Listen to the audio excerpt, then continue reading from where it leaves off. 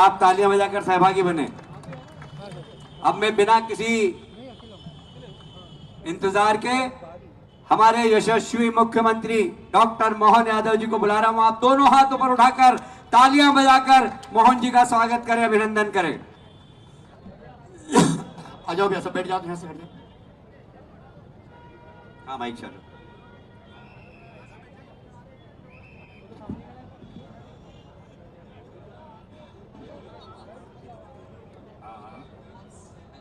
बोलिए महाकाल महाराज की जय हो। देवी अहिल्या माता की, खजरा गणेश जी महाराज की। इंदौर और आज इस भरे पूरे मंच पर हमारी श्रद्धेय ताई जी, जिन्होंने इस इंदौर लोकसभा को लेकर के इतना मान बढ़ाया कि लगातार एक के बाद एक हर बार जीत ने नया नया रिकॉर्ड बनाया। जोरदार ताली बजा करके ताई का अभिनंदन करें और इसके माध्यम से सभी कार्यकर्ताओं का अपने आप के लिए जोरदार तालियां अपने इस मंच के लिए। मंच पर विराजमान नगर जिला अध्यक्ष गौरव रणदिवे जी, उप मुख्यमंत्री श्रीमान जगदीश देवड़ा जी, केंद्रीय मंत्री श्रीमान फग्गन सिंह कुलस्ते जी, अभी जिन्होंने अपना भाषण समाप्त किया, हमारे वरिष्ठ नेता और यशस्वी संगठन के कई सारे दायित्वों का निर्वहन करने के बाद मेरा सौभाग्य अब हमारे मंत्रिमंडल में हमारे लिए न केवल उत्साहवर्धन करते बाकी समय समय पे मार्गदर्शन करते माननीय कैलाश जी विजयवर्गीय की जोरदार ताली बजा करके कैलाश जी का स्वागत करें। इस अवसर पर मौजूद हमारे सभी वरिष्ठ नेतागण, माननीय कृष्ण मुरारी मोघे जी, माननीय सत्यनारायण सत्तन जी, जिनके लिए पूरा देश एक विशेष सम्मान के साथ देखता है। मैं पूरे मंच के नाम ले सकता हूं, लेकिन मुझे यहां से लेकर के झाबुआ तक दोनों जगह फॉर्म भराने जाना है और घड़ी की सुई समय बता रही है। तो आप सबको प्रणाम करता हूं, जोरदार ताली बजा के पूरे मंच का अभिनंदन करता हूं। सभी वरिष्ठ विधायक, पूर्व विधायक, अलग अलग दायित्ववान कार्यकर्ता बंधुओं, चुनाव की बेला में हमारी 29वीं लोकसभा में हम निर्वाचन की तरफ बढ़ रहे हैं और निर्वाचन का आज वैसे तो देखा जाए तो कल हमारा 26 तारीख का द्वितीय चरण का दौर है, जहां 6 और हमारी लोकसभा का कल वोट डलेगा। लेकिन मैं गारंटी के साथ बता सकता हूं, यशस्वी प्रधानमंत्री नरेंद्र मोदी जी को लेकर के पूरे देश में जबरदस्त आंधी चल रही है, आंधी जिसका कोई हिसाब नहीं है। कांग्रेस सहित सारे विपक्ष के लोग धराशायी हो रहे हैं, पत्ते की तरह उड़ रहे हैं और हमने उसके लक्षण भी देखे। जिस प्रकार से राहुल गांधी ने कल महाराष्ट्र में शब्दों का उपयोग किया है, इतना हल्का बोलते हैं कोई। वैसे तो लोग राहुल गांधी जी को कोई उनकी अपनी बोलने की भाषा के आधार पर कोई गंभीरता से लेता ही नहीं, लेकिन पता नहीं किस ढंग से कौन सी दुनिया में रहते हैं जिनके आधार पर वो बात कर रहे हैं। वो कह रहे हैं मैं इकोनॉमिक सर्वे की बात कर रहा हूं, तो इकोनॉमिक सर्वे के बाद उन्होंने विरासत के टैक्स के ऊपर भी बात कही। आप बताइए, अगर विरासत की बात कर रहे हैं तो विरासत का टैक्स तो पहले नेहरू परिवार पे लगना था। नेहरू परिवार की विरासत इंदिरा गांधी के पास आई, इंदिरा गांधी की विरासत उनके अपने बेटे के पास आई और बेटे से बहू ने पीछे से सत्ता चलाई। अब ये तो पोते आ गए, ये जो अपनी दुनिया में रह करके पता नहीं कौन सी दुनिया की बात करते हैं। भारत में चुनाव लड़ते और अमेरिका के कानून लगाने की बात करते हैं। बड़े दुर्भाग्य के साथ कहना पड़ रहा है कि हमारे इस देश के अंदर, अरे भगवा अगर यहाँ फहरा रहा है तो किसके बाप का किसका नुकसान कर दिया है। हाँ, हमें गर्व है इस बात का कि हम भगवा संस्कृति के लोग हैं, क्योंकि भगवा त्याग का, वैराग्य का, हमारी अपनी आस्था का इस संस्था के साथ जुड़कर भारत माता की जय जयकार करते हुए सूर्य संस्कृति से जोड़ने वाला ये रंग है। किसी को भगवा से आपत्ति हो सकती होगी, लेकिन ये अपने मन के पाप दूसरे पे डालना चाहते हैं। ये हिंदू मुसलमान की बात खुद करते हैं और हमसे कहते हैं हाँ मुस्लिम हमको चाहिए, लेकिन मुस्लिम हमको अब्दुल कलाम जैसे चाहिए, जिनको हम राष्ट्रपति बना करके देश के सामने एक आदर्श उदाहरण प्रस्तुत करते हैं। लेकिन ये मुस्लिम लीग के एजेंडे को आगे बढ़ाना चाहते हैं, जिनने 47 के समय जो अंग्रेज नहीं कर पाए वो कांग्रेस ने किया है। कांग्रेस ने देश के विभाजन में अपनी मुख्य भूमिका अदा की और देश का विभाजन स्वीकार किया। ये पाप अगर किसी के माथे है तो कांग्रेस के माथे, और कांग्रेस ने उस समय वचन दिया था। शंकर भैया, मैं आपके लिए इस मामले में आपका भी अभिनंदन करना चाहता हूं, आपने बड़ी लड़ाई लड़ी। अरे जो भारत पाकिस्तान के बंटवारे के समय कोई पाकिस्तान में, कोई बांग्लादेश में, कोई अफगानिस्तान में, वो सारे भरतवंशी जो वहां अपने लिए इस उम्मीद में बैठ के आए थे, जो तत्कालीन प्रधानमंत्री जवाहरलाल नेहरू जी ने कहा था कि आप भारत आपका घर रहेगा, आप कभी भी आ सकोगे, आपको कोई रोकने वाला नहीं। लेकिन उस आश्वासन के बजाय अब जब सीएए और भारत सरकार उनको नागरिकता देना चाहती है, तो सबसे ज्यादा रोड़ा अटकाने वाली कोई पार्टी है कांग्रेस और उनका पूरा घमंडिया गठबंधन, जो कह रहे वो नहीं आ सकते। केवल वोट के चश्मे के आधार पर जो भारत की जय जयकार करना जानते हैं, जो भारतवंशी है, आप उनको रोकना चाहते हो। भारत सरकार का चुनाव है, सामान्य चुनाव नहीं है, ना नगर निगम का चुनाव है, ना विधानसभा का चुनाव है, दुनिया के सबसे बड़े लोकतंत्र के पावन मंदिर का चुनाव है। ऐसे में हमारे द्वारा माननीय यशस्वी प्रधानमंत्री की तीसरी बार सरकार बनाने के लिए पूरा देश कटिबद्ध है। पूरे देश ने संकल्प किया है कि अब की बार मोदी सरकार, अब की बार 400 पार। ये कहते 400 का क्यों आंकड़ा लाए, 400 का आंकड़ा कहां से लाया? अरे हाँ, हमने कहा है पहली बार कि पूर्ण बहुमत की सरकार 2014 में बनेगी। बनी कि नहीं बनी? आप बताइए, बनी कि नहीं बनी? जब हमने कहा कि 300 पार 2019 में, तो 2019 में 300 पार गए। जो बच्चा पूर्णतः पढ़ करके साल भर तैयारी करता है, उसको अपनी परीक्षा के पहले अपना कॉन्फिडेंस बताता कि वो क्या करना चाहता है। इसलिए पूरे देश का मिजाज देख करके हमारी पार्टी ने, माननीय मोदी जी ने तय किया कि हाँ, हम अपने सारे मित्रों के साथ मिलकर के 400 पार जाएंगे। अब 400 पार पे भी इनको कष्ट है। अरे आप में दम हो, आप बोलो हम 500 पार जाएंगे, आप में तो दम है नहीं। आप तो मुंह देख रहे हो अपनी तरफ से। अपने मध्य प्रदेश के अंदर जब हम कहते हैं 29 की 29 पार, तो भी कांग्रेस के नेताओं के मुंह से नहीं निकल रहा है। वो कह रहा हम 12 जीतेंगे। अरे भैया, अभी तो चुनाव हुआ नहीं, वोट डला नहीं, अभी से तुम 12 बता रहे हो। इसका मतलब चुनाव के पहले ही हार मान ली।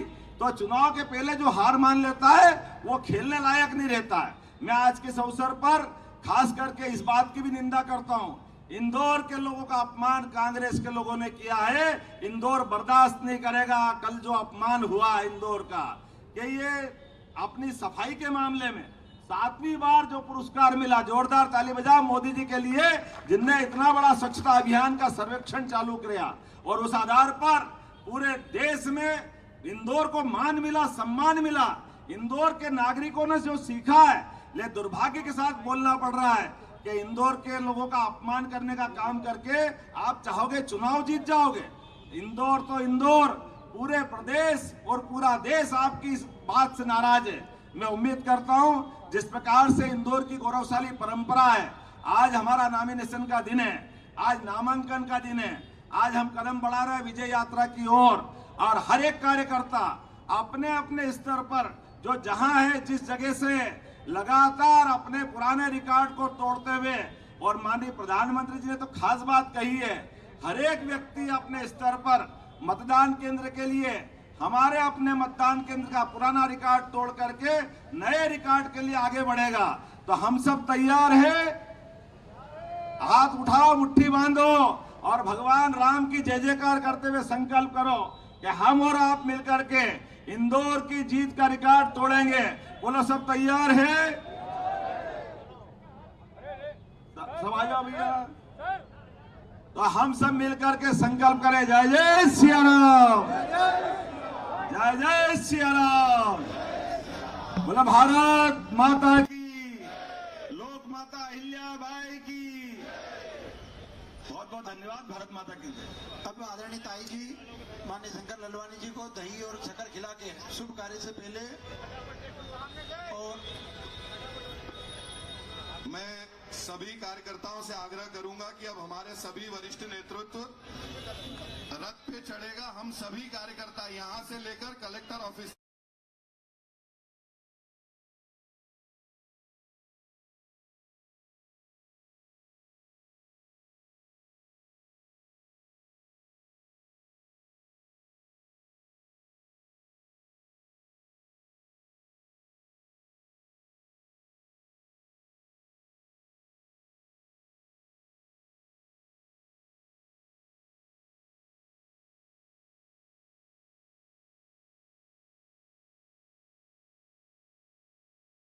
रहेंगे। रथ में जो 16 वरिष्ठ नेता रहने वाले हैं, बाकी हम सभी कार्यकर्ता साथ में चलेंगे।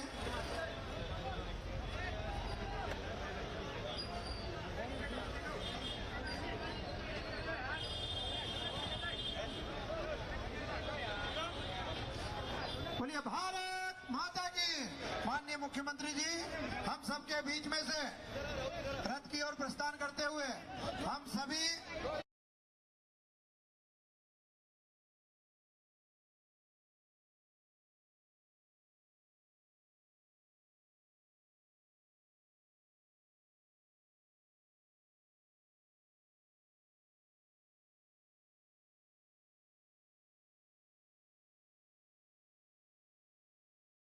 सभी दीदियां, महिला मोर्चे की दीदियां, सभी माता बहनें रथ पे आगे चलेंगी और बाकी हम सब कार्यकर्ता रथ के साथ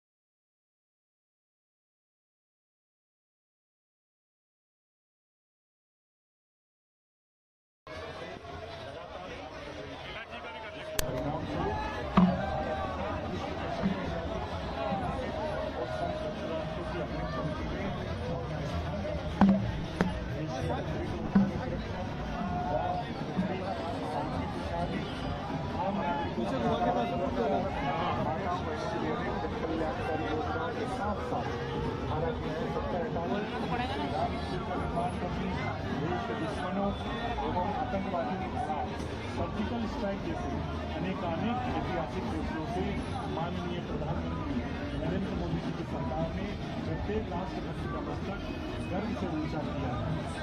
2019 के लोकसभा चुनाव में आपके अद्वितीय और स्मरणीय आशीर्वाद से श्री शंकर लालवानी ने 5,47,000 वोटों से जीत का इतिहास बनाया था। उसी आशीर्वाद के फलस्वरूप श्री शंकर लालवानी ने इंदौर के चहुमुखी विकास की जिम्मेदारी को समान प्रण से निभाते हुए इंदौर के हवाई अड्डे के विकास के लिए, रेलवे स्टेशन के विकास के लिए, सड़कों के निर्माण के लिए, फ्लाईओवर के निर्माण के लिए केंद्र सरकार से 30,000 करोड़ से अधिक की राशि लाकर इंदौर के विकास को नई दिशा देने का लगातार साहस किया है। आप सभी माताओं बहनों, बुजुर्गों एवं युवा साथियों को विनम्र अनुरोध है कि 13 मई को होने जा रहे लोकसभा चुनाव की महायज्ञ में भारतीय जनता पार्टी के प्रत्याशी श्री शंकर लालवानी को अपने महत्वपूर्ण आज इंदौर में नॉमिनेशन फार्म के लिए आए हैं। यहाँ हमारे लोकप्रिय सांसद प्रत्याशी पुनः बने श्री शंकर लालवानी जी, मैं अपनी ओर से उनको शुभकामना देता हूँ। आज नॉमिनेशन फार्म के साथ यहाँ से मैं झाबुआ जाने वाला हूँ।